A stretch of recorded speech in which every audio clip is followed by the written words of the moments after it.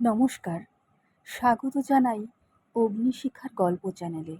আপনারা শুনছেন একটি অসাধারণ ভৌতিক গল্প, প্রতাপগড়ের বউরানী। শুনতে থাকুন।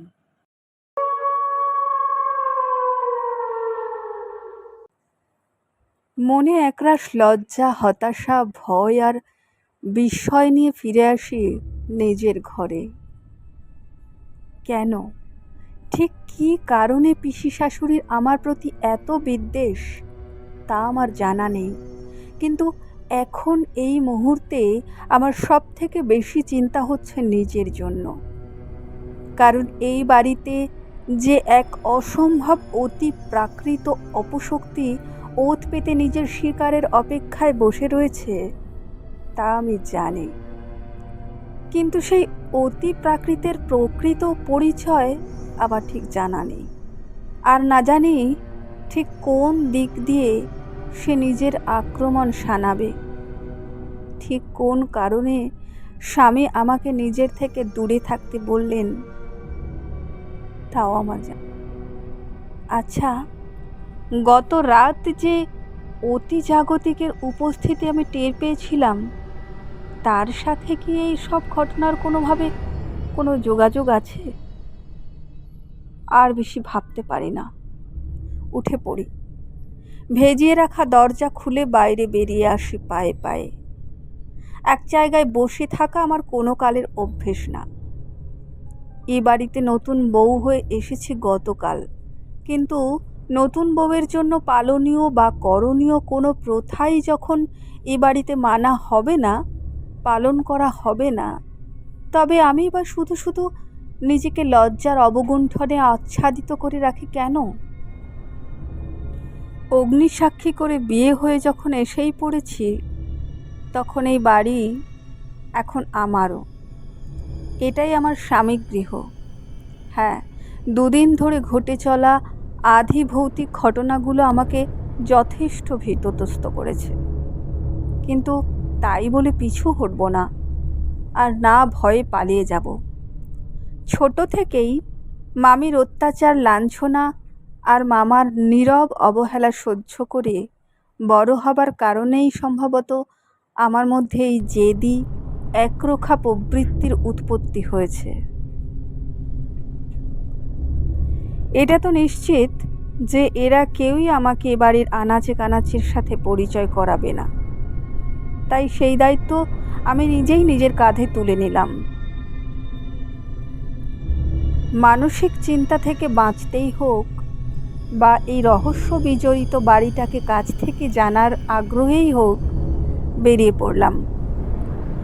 পড়লাম নিজের ঘর ছেড়ে। লম্বা টানা বারান্দা পেরিয়ে সিঁড়ির মুখে আসলাম। একবার একটু ইতস্তত করলেও দাঁড়ালাম না, নেমে এলাম নিচে। চারিদিকে তাকিয়ে কাউকেই দেখতে পেলাম না। মনে আশা ছিল হয়তোবা বাসন্তীর দেখা পাবো, কিন্তু না, ওকেও দেখলাম না। যাই হোক, রাত বিরেতে আদারে বাদারে ঘুরে বেড়ানো মেয়ে আমি। ভয় পাই, কিন্তু সেই ভয়কে জয়ও করতে জানি। তাই একাই বেরিয়ে এলাম সদর দরজার থেকে।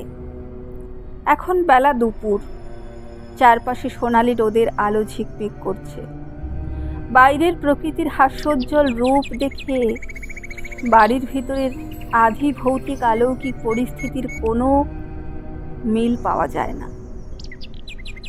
সামনের অংশটুকু কাল আসবার সময় দেখেছি, তাই আর ওদিকে না গিয়ে সোজা ঘুরে গেলাম বাড়ির পেছনের দিকে। এই বাড়ি যে ঠিক কতটা বড় আর কতটা পরিসরে বিস্তৃত তা পেছনের দিকটাতে না আসলে আমি হয়তো বুঝতেই পারতাম না। তবে অযত্নে, অব্যবহারে পুরোটাই এখন এক জঙ্গলে পরিণত হয়েছে। কেন জানি না, খুব রাগ হলো ওই পিসিমার ওপরে। ভাইপোকে একেবারে চোখের আড়াল করেন না, অথচ ভাইপোর এই জমি জায়গার দিকে চোখ দেওয়ার প্রয়োজন বোধ করেননি। বাড়ির পেছনের দিকেও দেখলাম একটা বড় কাঠের দরজা। তবে দীর্ঘদিন ধরে ব্যবহার না হওয়ায় দেখলাম তার চারপাশে বড় বড় আগাছা আর মাকড়সার জাল ছেয়ে রয়েছে। বাড়ির পেছনে হয়তো কোনো এককালে বাগান ছিল। কেয়ারি করা ফুল ফলের লতানো গাছের শুকিয়ে যাওয়া কঙ্কাল এখনো স্বমহিমায় বিদ্যমান। দেখে খুব অবাক হলাম, এত বড় ধনী লোকেরা কেন এভাবে এই বাগান ফেলে রেখে দিয়েছে? দুটো লোক রেখে দিলেই তো তারা এসব সাফ করে রাখতে পারে। আরও খানিকটা এগিয়ে গেলাম, তবে যত এগোচ্ছি জঙ্গল ততই ঘন হচ্ছে। জায়গায় জায়গায় কাঁটালতার ঝোপ এতটাই ঘন যে একটু অসাবধান হলেই কাঁটায় লেগে হাত পা কাটবে। কিন্তু জানি না কেন এক প্রবল আকর্ষণে সব বাধা পেরিয়ে আমি চললাম এগিয়ে। মনের খেয়ালে চলে এসেছি অনেকটা। এখানে গাছপালা এতটাই গভীর যে তা ভেদ করে এই খর দুপুরেও রোদের আভা ঠিকমতো ভেতরে আসতে পারছে না। চারিদিকে অনেক নাম না জানা গাছপালা। এদের অনেকগুলো তো আগে কোনোদিন দেখিনি আমি, কিন্তু এত গাছগাছালি দেখে আমার মন ভালো হয়ে গেল। প্রকৃতির সান্নিধ্যে বড় হয়েছি আমি, গাছ আমার বড় প্রিয়। তাই এই আলো আঁধারি পরিবেশেও আমার তেমন একটা বিশেষ ভয় লাগলো না। এগোতে লাগলাম আরও সামনে। মন বলল, আর একটু এগোলেই এমন কিছু পাবো যা আমার জন্য ভালো হবে। সত্যিই তাই। আর ৩-৪ পা এগোতেই এই গভীর জঙ্গলের মাঝে দেখা পেলাম এক ভগ্ন পরিত্যক্ত মন্দিরের। কৌতূহল হলো, তাই সোজা চলে এলাম মন্দিরের গর্ভগৃহে। ভেতরে এসে আমি আরও চমৎকৃত হলাম। মন্দিরের গর্ভগৃহে টিম টিম করে জ্বলছে একটি ঘিয়ের বাতি।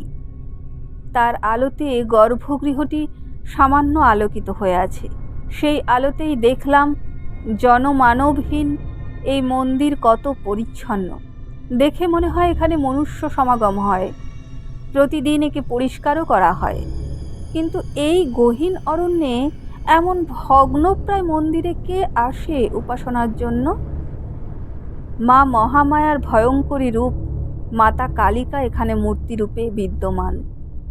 তবে মায়ের উগ্র প্রচণ্ড রূপে নয়, মায়ের মুখে সন্তান স্নেহপরায়ণ মধুর হাসি, যেটা আমাকে মুগ্ধ করল।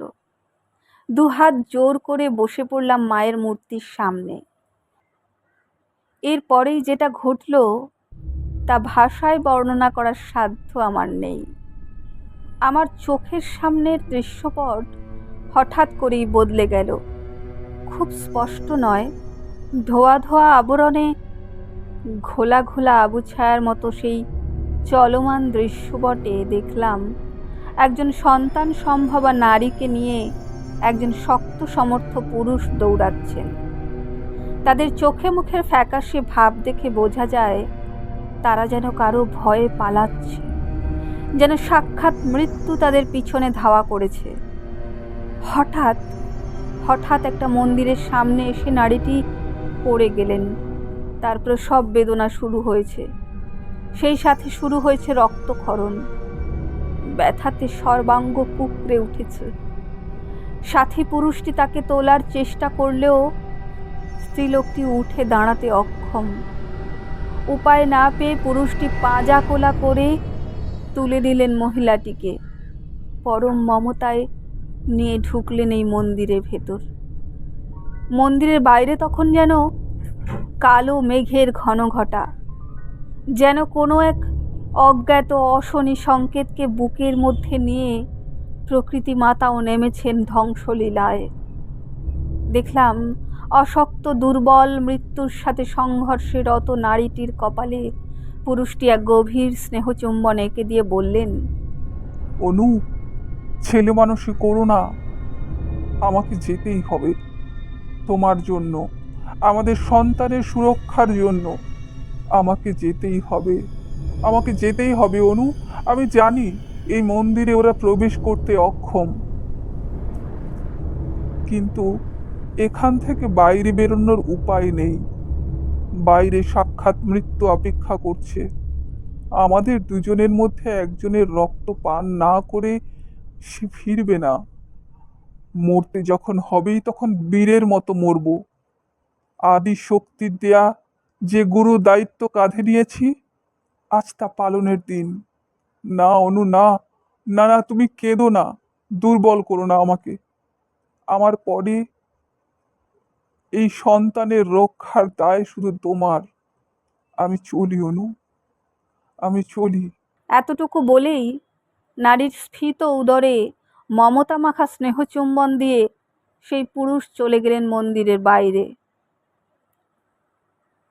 স্ত্রীর শত মিনতিতেও তার পাহাড় প্রমাণ দায়িত্ববোধ অটল রইল। বাইরে হিংস্র সাপদের ন্যায় রক্ত জল করা হুংকার শোনা যেতে লাগলো। একজন মৃত্যু পথযাত্রী মানুষের তীব্র আর্তনাদ ভেসে এলো, কিন্তু সেই আর্তনাদকে ছাপিয়ে ধ্বনিত হলো, জয় ভবানী। ব্যাস, সব চুপ। নিস্তব্ধ হলো প্রকৃতি। হয়তোবা নতুন কোনো ষড়যন্ত্রের আসর বসল সেখানে। আর পারলাম না। মন্ত্রমুগ্ধের মতো এতক্ষণ যে জগতে বিচরণ করছিলাম, এক নিমিষে ফিরে এলাম সেখান থেকে। কিন্তু এ কি দেখলাম আমি? এসবের মানে কি? কেন কেন মা মহামায়া আমাকে এসব দেখালেন? আচ্ছা, আমার সাথে যা কিছু ঘটছে তার সাথে কি এই সব ঘটনার কোনো যোগসূত্র আছে?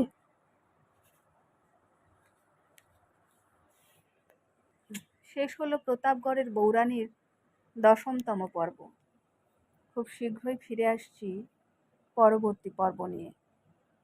নমস্কার।